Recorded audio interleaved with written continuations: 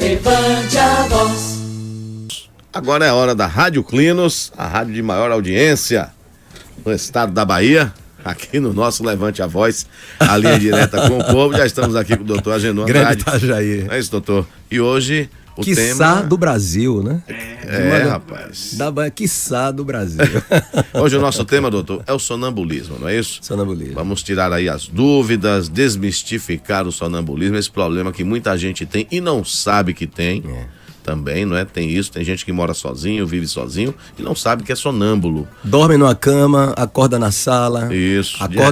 Acorda no corredor do prédio, na escada do prédio. Exatamente. Né, e o sonambulismo aí cercado também de muitos mitos, muitas histórias mirabolantes. Perfeitamente. Mas o detalhe é o seguinte, começando, seja bem-vindo, bom dia. Obrigado, Itajaí, obrigado a todos aqui no estúdio, aos ouvintes aí nesse final de semana. Um grande abraço. Doutor Agenor, o que é o sonambulismo? Então, o sonambulismo é uma disfunção, é um transtorno do sono, tá certo? A gente não pode considerar necessariamente, Itajaí, o sonambulismo como uma doença. É um transtorno do sono que ocorre nas primeiras horas do sono, nas primeiras 2, 3 horas do sono. E sonambulismo significa andar durante o sono, que a principal característica do sonâmbulo é o deambular, é o andar durante o sono. Ocorre na fase de sono profundo, nessas 3 primeiras horas, o indivíduo está ali dormindo profundamente e ele está parcialmente, na verdade, dormindo porque a parte motora do corpo funciona. Então ele acorda de olhos abertos, mas para quem vê o sonâmbulo, e principalmente as mães e os pais que estão me ouvindo, que têm crianças em casa que tem sonambulismo, até mesmo porque o sonambulismo ele ocorre geralmente na infância, entre 6 a 12 anos, terminando ali entre 12 e 13 anos, o indivíduo acorda ali com aquele olhar meio cerrado, aquele olhar vago e começa a repetir atividades motoras já aprendidas. Então ele abre um armário, ele quer trocar uma roupa, ele anda por dentro da casa. Ele consegue visualizar o ambiente? Ele consegue visualizar o ambiente, mas geralmente ele não se lembra disso. Sim. No dia seguinte. Porque como ele está dormindo e nessa fase, porque na primeira fase do sono, é a fase do sono onde a gente recupera as energias e que você tem o chamado sono de ondas lentas e que você está profundamente dormindo. A fase que você retém mais a memória é a segunda parte do sono. É uma parte que você está com os olhos fechados, mas os olhos por baixo da pálpebra estão movimentando muito, chamado sono com movimento rápido dos olhos, né? Chamado sono REM. É a fase em que você guarda mais as memórias. Então, transtorno do sono nessa segunda fase da noite dão mais lembranças do que os transtornos do sono, ativa mais a memória do que os transtornos do sono na primeira fase. Então, o sonambulismo é uma disfunção geralmente benigna, mas o importante é separar o sonambulismo, que ocorre nas primeiras horas do sono, do transtorno do sono do idoso, tá? O transtorno do sono do idoso, aquele indivíduo acima de 65 anos, 70 anos, que ele acorda, ele senta na cama, ele luta e às vezes agride até a companheira. Esse transtorno do sono, de movimentos involuntários à noite no idoso, pode não ser o sonambulismo e pode significar uma doença degenerativa do sistema nervoso, como a doença de Parkinson ou Alzheimer, né? Bem, já que o senhor falou na questão do idoso, qual é a faixa etária que ocorre o sonambulismo com mais frequência? Então, o sonambulismo ele é mais frequente na infância, né? Nesse período entre 6, 10, tem um pico ali entre 11, 12, 13 anos de idade. Então o pai ou a mãe vê o filho acordar e ele sai da cama e ele abre armários, ele pode abrir portas. É menos frequente que ele saia à rua, mas pode acontecer. Geralmente aquilo se dá dentro do ambiente doméstico, mas precisa ter cuidado para que a criança não se machuque. E é um transtorno, quando o sonambulismo, Itajaí, ele é ligado à infância, não se tem uma causa definida, mas na infância já se sabe que tem a ver com a maturação cerebral, com o processo de desenvolvimento cerebral. Tanto é que a criança, quando entra já na fase da adolescência, aquele adolescente, seus 15, 16 anos, isso tende a desaparecer, porque ela já passa daquela fase de uma maior intensa maturação cerebral. E parece ter uma carga genética também, porque indivíduos gêmeos, um gêmeo que tem sonambulismo, o outro tem 80% de chance de ter.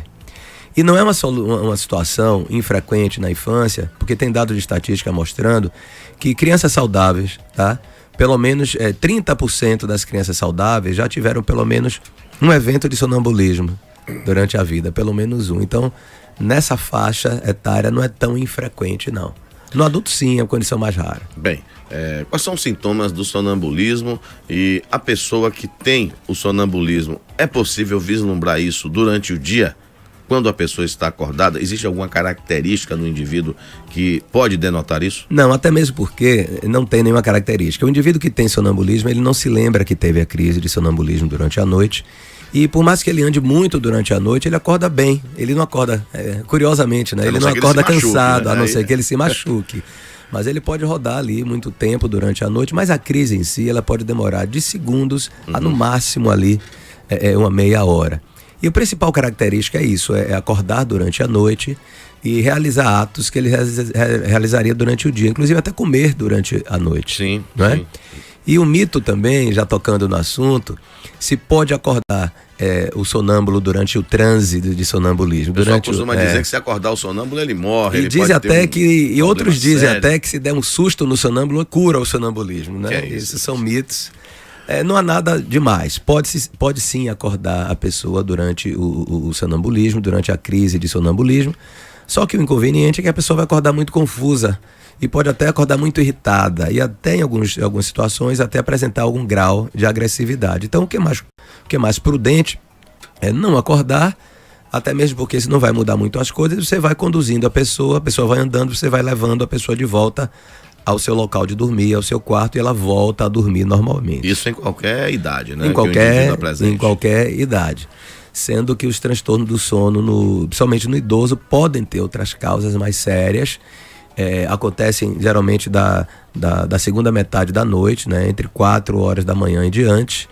E pode ter uma associação com doenças degenerativas. Então, é preciso que o médico, o clínico geral que está ouvindo, o médico do paciente, tenha atenção para ver em que fase a crise do sonambulismo ocorre e também em que idade isso está ocorrendo, para poder diferenciar o sonambulismo, que é uma situação benigna, que geralmente, quando é na infância, ele desaparece. Quando ele é no adulto, ele pode não ter cura, mas tem tratamento. E as crises costumam ser muito benignas, né? Você em off estava até relatando aqui um fato, sim, né? Sim. Que numa viagem de faculdade, no quarto, dividindo com amigos, um colega seu andou sobre as camas, jogou uma garrafa de água, jogou lá na parede, e depois volta a dormir como se nada tivesse acontecido. Agora, o sonambulismo, ele se manifesta mais no sono noturno, ou o indivíduo que costuma dormir durante o dia também pode apresentar? Isso seria raríssimo dizer que isso acontece durante à noite, durante o dia. Sim. Isso é geralmente à noite. Qual é o tratamento que é feito atualmente para os casos? Olha, na criança não se indica tratamento, porque o próprio envelhecimento da criança, ela passando saindo dessa fase, né, dos 12, 13 anos, isso por si só já desaparece. No adulto, o tratamento tem muito a ver com a causa do sonambulismo. Então, assim, claro, existem os tratamentos medicamentosos, né? Benzodiazepínicos, antidepressivos, que são usados porque o sonambulismo no adulto pode estar na base disso, a privação do sono, né? Ou seja, dormir poucas horas. Seriam as causas mais comuns. Né? O uso de bebida alcoólica, aquela vou tomar uma cervejinha aqui para dar uma relaxada, para dormir. Isso, ao contrário, até predispõe à crise de sonambulismo. As pessoas que infelizmente usam drogas ilícitas, elas podem, o uso de drogas ilícitas pode estar associada a uma ocorrência maior de sonambulismo. Tem gente que costuma tomar ansiolíticos para ter um sono melhor, para poder conseguir dormir, até mesmo tranquilizantes propriamente ditos. O abuso de medicações também pode estimular, não impede, pode inclusive até estimular, né? Gente que tem vícios, hábitos de tomar. Bom, doutor, esse tipo de medicação. E aí, no caso, a questão do indivíduo, a questão da alimentação também pode influenciar numa situação de sonambulismo? A gente diz o seguinte, principalmente no adulto, é importante que se faça a chamada higiene do sono para evitar as crises de sonambulismo. Ou seja, aquilo, se alimentar pouco à noite, né? Então, aquela coisa. Alimente-se melhor pela manhã. A primeira refeição pode ser uma refeição maior, uma refeição moderada ao meio-dia, e à noite uma refeição bem frugal, bem simples, e no mínimo de 3 a 4 horas antes do horário de dormir. Evitar fazer também atividade física muito próximo da hora de dormir. Então, faça atividade física no intervalo de 4 horas antes da hora de dormir, porque senão você agita muito o teu metabolismo e isso pode levar a ter uma crise de sonambulismo.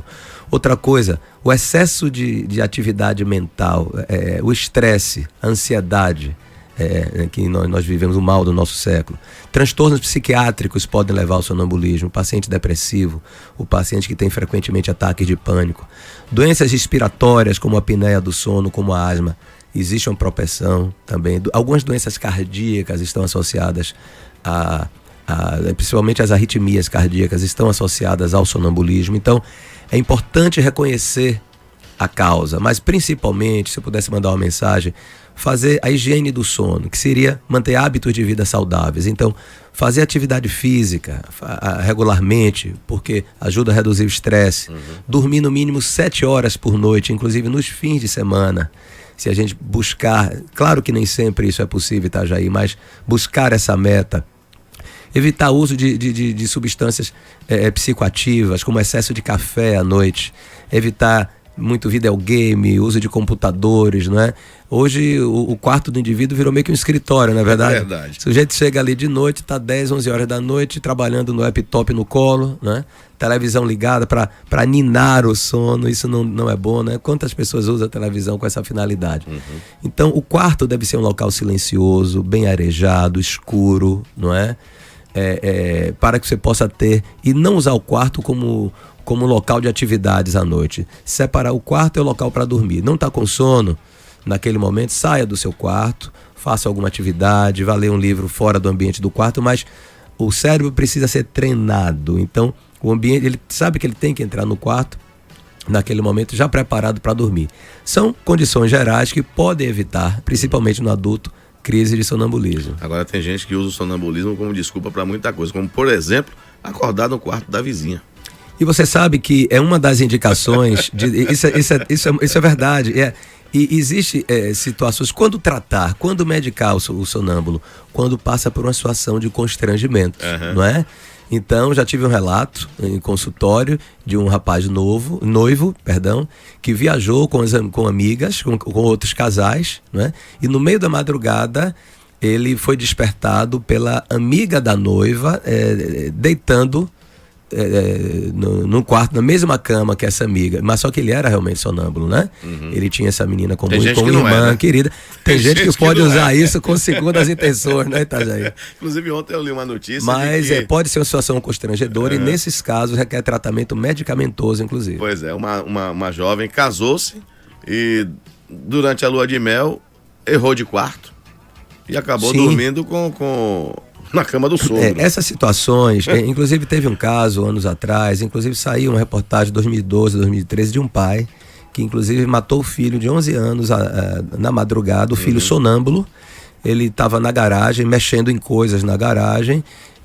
Isso foi, se não me engano, em outro país em que se tem porte de arma. Daí toda essa questão aí, não vamos levantar essa questão de porte de arma agora.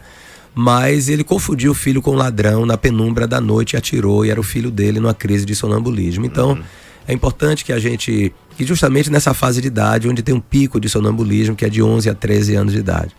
Então, é importante que a gente leve essa condição a sério, procure diagnosticar isso, e a família que está vendo que tem um filho que tem um sono muito agitado, que está acordando à noite, andando em casa à noite, procurar um seu clínico, procurar um especialista, porque tem tratamento, e nessa fase da infância é uma condição muito benigna até, né? E tem como se resolver.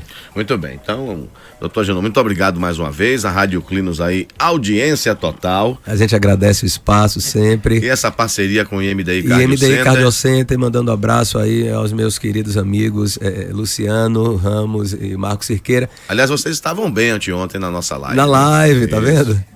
Tava show de bola. Mas deve ter tido algum tratamento na imagem, né? Porque parece que todo mundo sai bonito Agora, deixa eu te falar.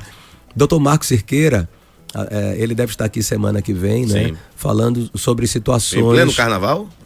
Perdão, semana que vem já é o período de carnaval, então na outra semana... Olha, acho que ele mentiu pro senhor. Você vê que o rapaz... Viu? Você vê a gente que trabalha, tá com o trabalho sempre à frente, tá vendo? Até mesmo no carnaval eu tô aqui lembrando de fazer entrevista na Andaiá FM. Eu acho que alguém mentiu pro senhor, viu? Mas vamos aqui fazendo as nossas correções. Logo depois, na primeira quinta, ele é o nosso convidado para falar em que situações cardiológicas que faz a pessoa desmaiar e provocar acidente no trânsito, né? Muito bem. Tendo em vista essa repercussão Isso. desse acidente que houve, se não me engano, foi no Rio de Janeiro, No Rio de Janeiro foi. em que houve até mortes, enfim, ligadas ali no caso à epilepsia. Mas existem também, não infrequentemente, causas cardiológicas, e Dr. Marcos Cerqueira é o nosso convidado para falar sobre esse tema depois do carnaval. Depois do carnaval. Durante o carnaval vai ser difícil aquela figura vir aqui, viu? Mas brincadeiras à parte, é um grande profissional, a gente tem muito respeito por ele, figura humana sensacional, mas com certeza acho que vocês vão se encontrar aí pelas avenidas na capital da Bahia ou onde quer que vocês forem passar o carnaval. Tino Alves vai estar em Salvador. Eu aproveito para cair fora da folia, dar uma descansada num lugar mais tranquilo, ler meu livro, muito bem, tá com a família, mas quem for curtir o carnaval com muita paz, com muita alegria, que todos saibamos fazer desse evento uma festa estritamente familiar, não é isso? Muito bem. Leve o nosso abraço a toda a equipe da Clinos, pessoal do IMDI também. Um bom dia para o senhor. Bom dia, um bom final de semana a todos. Obrigado, até o próximo encontro. Muito bem, esse foi mais um Rádio Clinos aqui no nosso Levante a Voz, a linha direta com o povo. Levante a voz.